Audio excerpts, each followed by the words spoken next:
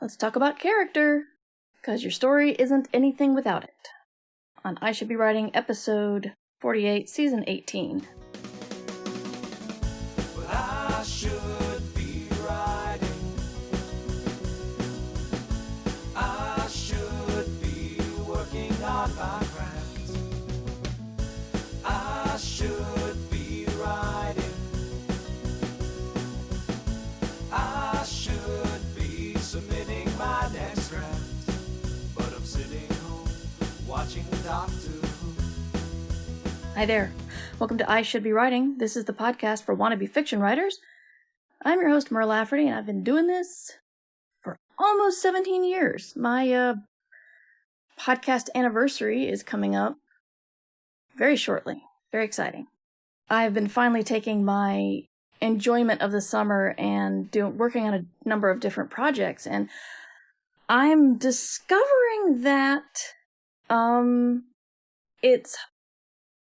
it's hard to move from project to project for me. And I thought it would be because I wouldn't have any, I wouldn't be able to focus on them, but it's not the focus, it's the ideas. It's like I have ideas for certain projects and other projects not so much.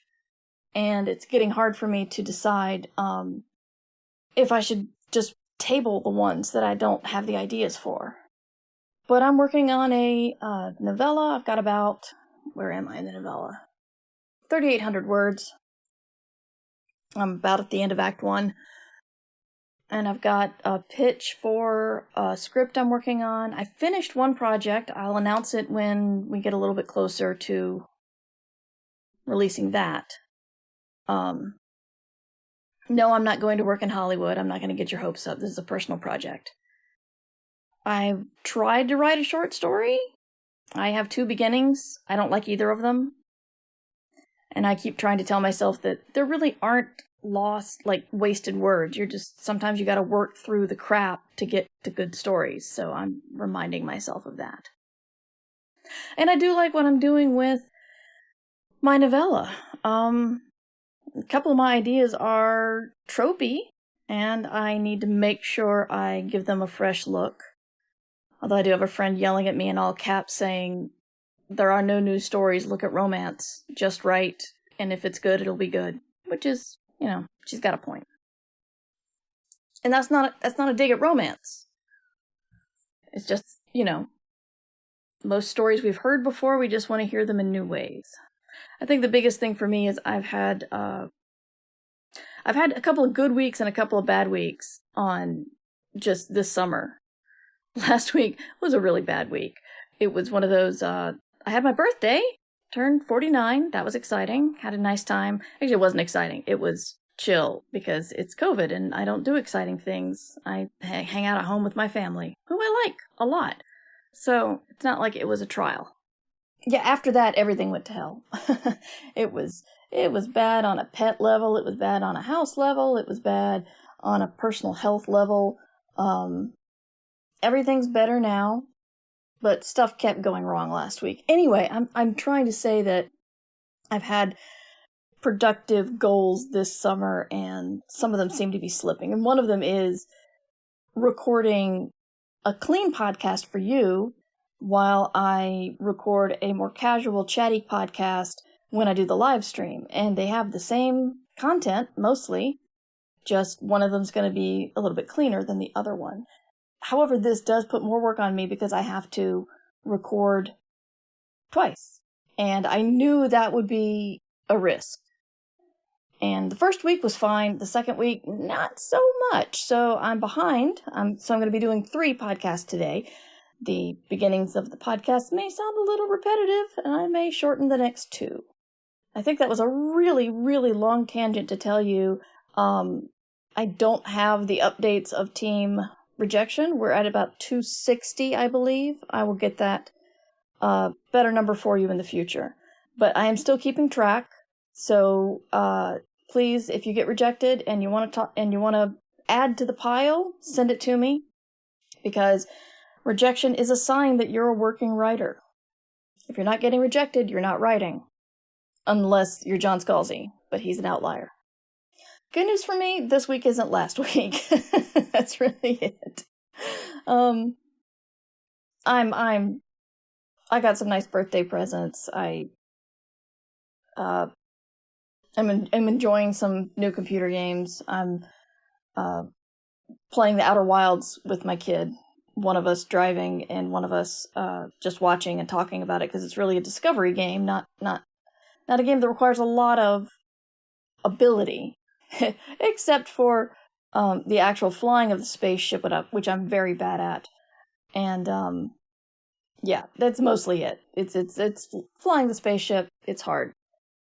I'm in mostly good mood, I think, which is making me productive. Again, I'm working on FocusMate. I'll put that link in the show notes because I'm getting a lot out of it. I'm actually recording this during a FocusMate session with a friend of mine who's also recording. She's a book narrator. And I still am able to get distracted if I try really hard because, they can't see my screen. I'm sitting here, but they don't know if I'm working or not. But knowing I have to get my butt in the chair at 8 o'clock and start work is really driving me well. So I'm going to continue to endorse without sponsorship, FocusMate. If you want to join it, it's three sessions a week for free. So, sorry, I got interrupted by an important text. Anyway, FocusMate, good. It's still it's still very beneficial to me. And I'm getting writing done. I may not like it all, but I'm getting writing done. And that is the goal, right? Right. So I wanted to talk today about characters. We're doing a Back to the Basics series, and we need to talk about characters. I feel weird doing this because I feel like I've talked about this recently, but I've been doing this for 17 years. So what's recent may not technically be recent, and you might be a new listener. So welcome if you are. And if you've heard this before, then, go to the next podcast in your queue. I'm sure you have one. It feels trite to say that characters are the most important part of your story. And people are going to disagree, and people are going to say they start with setting or they start with a conflict or whatever. And how you go about doing it doesn't matter. But if you think about your favorite stories, the character is going to stand out to you. They're just going to. So when you're talking about your story to somebody, you want to start with the character, because everybody's got to have someone to root for or root against. I think it's actually easier to enjoy a story with a good character and not a lot of conflict than the other way around. Because if you have a whole bunch of explosions or arguments or firings, or I'm trying to add whatever drama is in your particular genre, if you don't care who it's happening to, it doesn't matter. So even if you've created the most interesting world in the world, I'm a writer, I can say things. Even if you've got the most interesting setting, interesting conflict, you've got twists, no one's going to care unless they care about the character. When you're describing your work, whether you're telling somebody what your book's about or you're pitching it to an agent or an editor, you want to start with a character. And, the elevator pitch tends to go, this character wants something, but can't have it. Something stands in their way, and they're going to have to do something to fix it. Take the 5th season by N.K. Jemisin. Esun wants to find her daughter.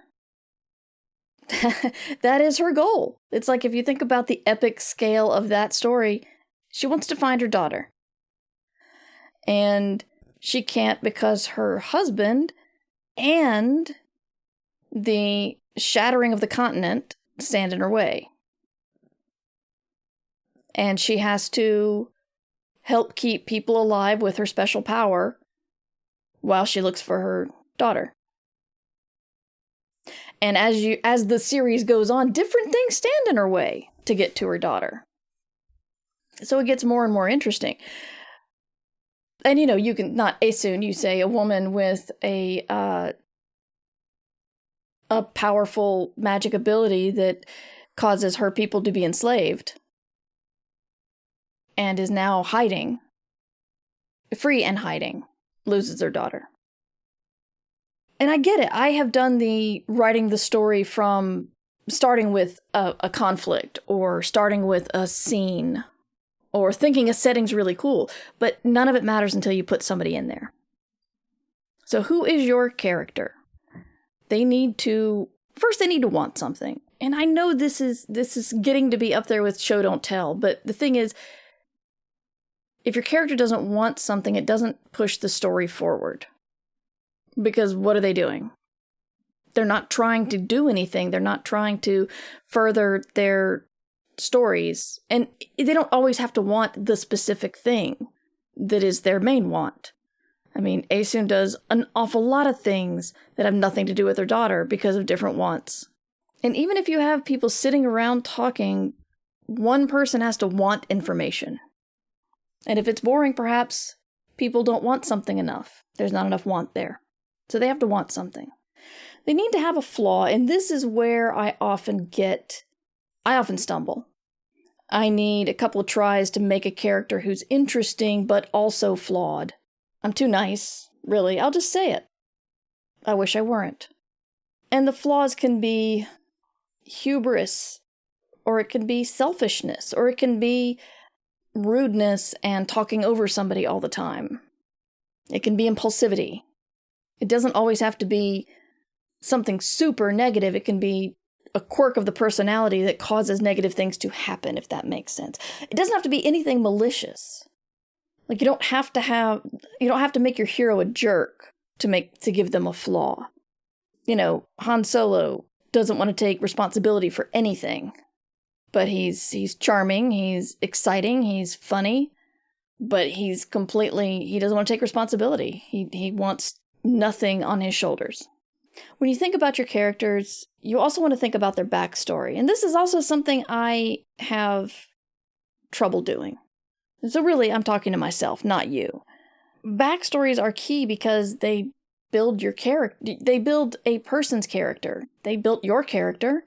So the person you're writing about needs to have a backstory, needs to have triumphs, needs to have heartbreak, needs to have disappointments, needs to have betrayal. And betrayal can be your parent promised you something and didn't follow through. But all of those things and how the character responded to those things builds who the character is now. One of the things that fascinates me so much is a lot of people, especially goal setters and self-help books, talk about the marshmallow test, the famous marshmallow test where they took a bunch of toddlers or 4-year-olds or very young children and put them in the room and said, put them in front of a marshmallow and said, if you can eat this now, or if you wait 5 minutes, I'll give you 2 marshmallows. And then they went on to say that the kids who waited for the marshmallows, they went further in life. They were more successful. But they don't talk about the kids themselves. If the kid was in a living situation where they did not trust the adults, like if they'd been disappointed too many times, how do they know they're getting 2? Why should they trust you that they're getting 2? They'll take what they can get now. It's possible that they have been hungry before. And I mean like poverty hungry.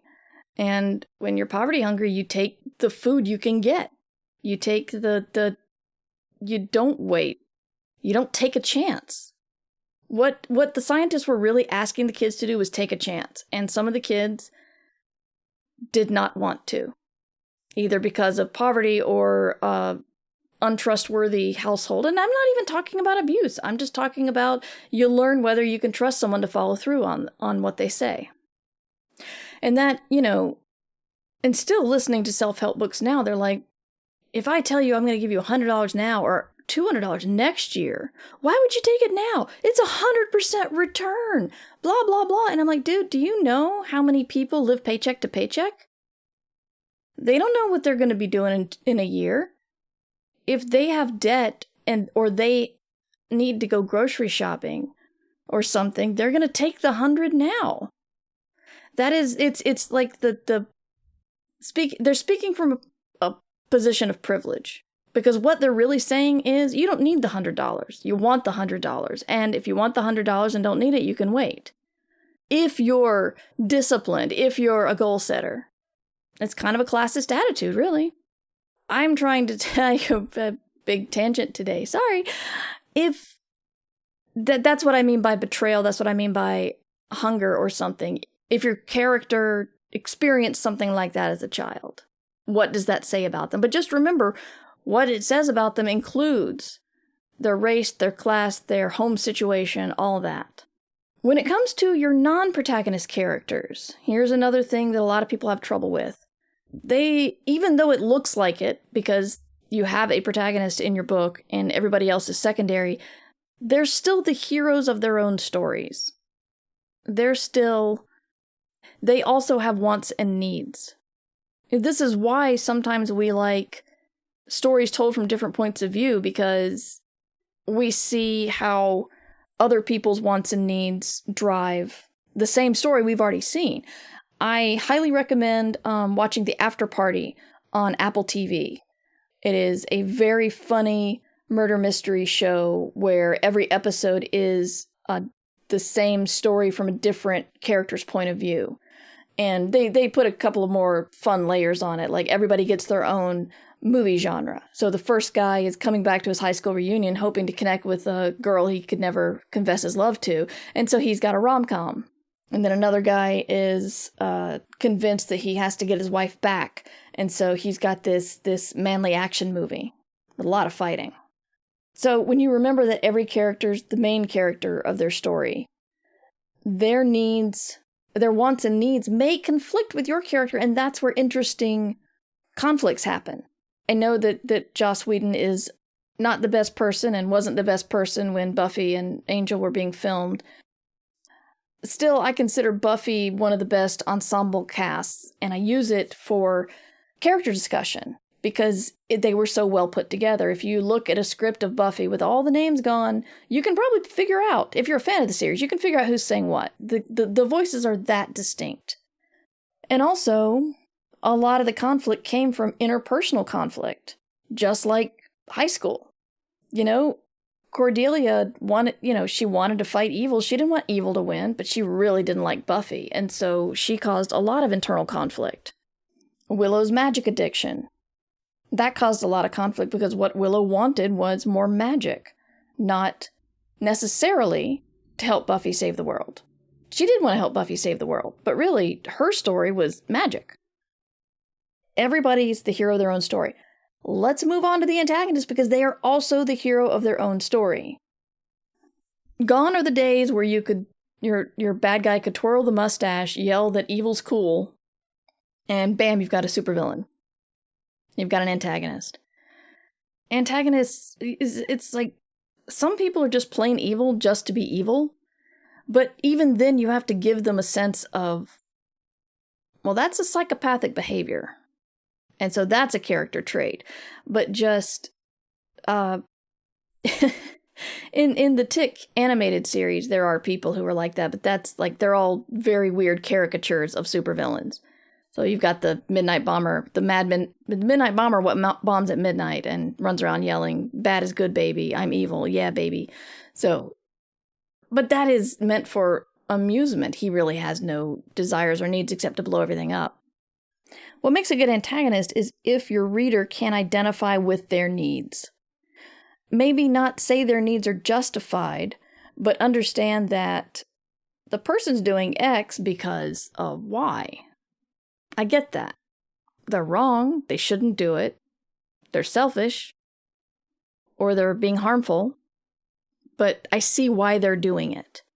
I remember this drives me frustrated, so frustrated, because I can't remember all of them, but I remember when I was in grad school, Nancy Holder said about a character to make them likable.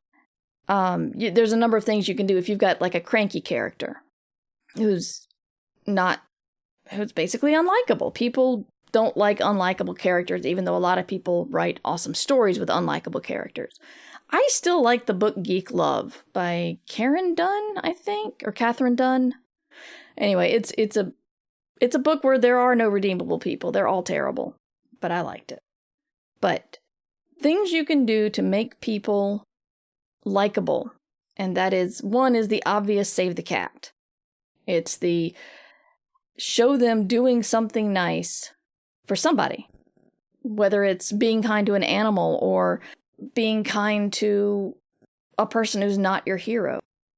And one of them is my favorite, which is the show them being good at something. When you have a character who's really, really good at something, that makes them interesting, which can at least make them someone to root for, even if your audience still doesn't technically like them. And I always forget the third thing. If anybody knows, if anybody from my grad school is listening, and you can remember, tell me, because I can't remember the third thing. But those are still good. Those are still two good ones. And if you do this to your villain, then that will make your story richer. So your villain also needs to be similar enough to your hero, and I mean in whatever ability you're pitting against them. If it's physical strength, if it's going to be a big fight, then the villain needs to be as powerful or a little bit more powerful than the hero. If it's a romance, then the romantic rival needs to be as charming or as beautiful or simply as intriguing as your heroine or hero. Intelligence, wit, all that needs to be, and it doesn't have to be a one-for-one.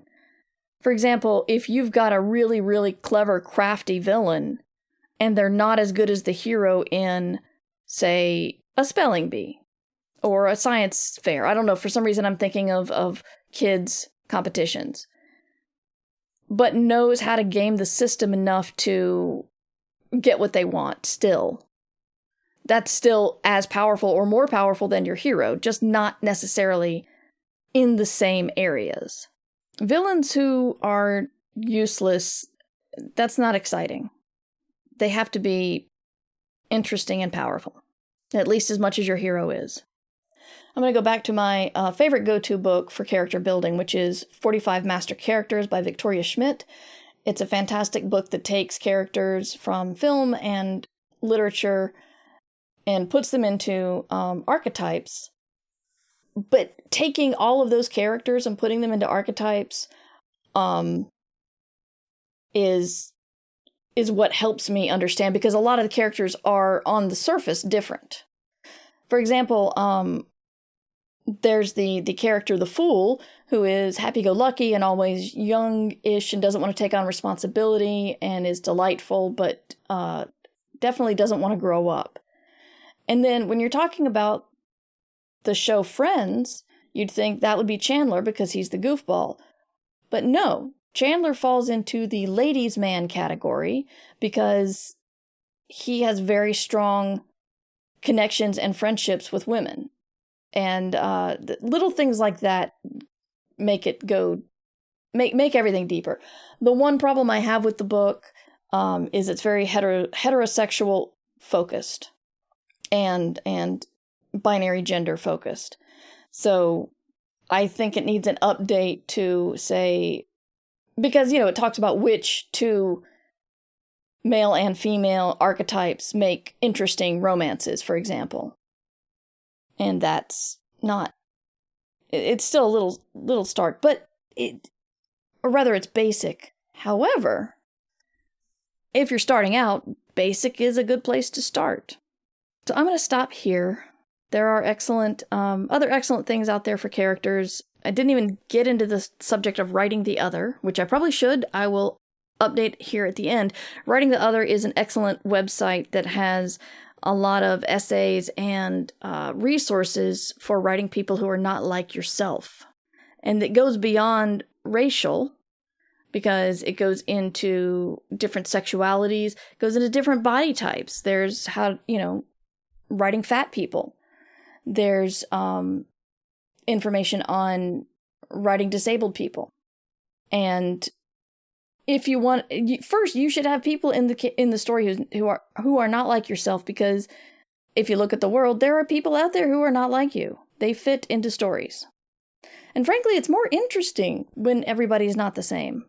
So that is, check out Writing the Other. It's very important. It's an excellent source, and they do a lot of classes as well. And while the classes, you do pay for the classes, they will often talk to people about scholarships, or if you can't pay for it, talk to them and you could maybe get some help. They do very important work. So if you would like to support the podcast, you can support me at patreon.com/mightymur. There you can get the entire archives, all 17 years of I Should Be Writing. You can get access to our Fabulist Only Discord, which is a lot of fun and really, really good supportive people. And you can get some other perks too, but those are the two that people seem to be most excited about. You can get books from me. You can get a character named after you. There are lots of different levels. You can join our Kick in the Pants workshop, where I send you a prompt and you have a little bit of time to write, and then we show up at the workshop and talk about it. Lots of things available there. You can also support me on Twitch, where I live stream 4 days a week, twitch.tv/mightymur. And you can watch the live stream of this show. I live stream this show to a live audience Tuesday, Thursday, 3 p.m. Eastern Daylight Time. And if you want to see the blog and show notes, and sign up for my newsletter and all that stuff, and pre-order Station Eternity, which I probably should be talking about more, that's Merverse.com. If you are a Hugo voter, I ask that you consider Escape Pod for semi-prozine, and consider SB Divya and myself for Best Editor Short Form. That voting ends soon, so anytime you can peek at it, that would be great. And I'll see you next time, which will be, for me, in a couple of minutes. But for you, it'll be a couple of days. Magic of recording. But until then, you should be writing. Remember, you can support the show at patreon.com/mightymur. I Should Be Writing theme music provided by John Anelio. You can find more about him at johnanelio.com. This podcast is distributed under a Creative Commons Attribution Share-alike license.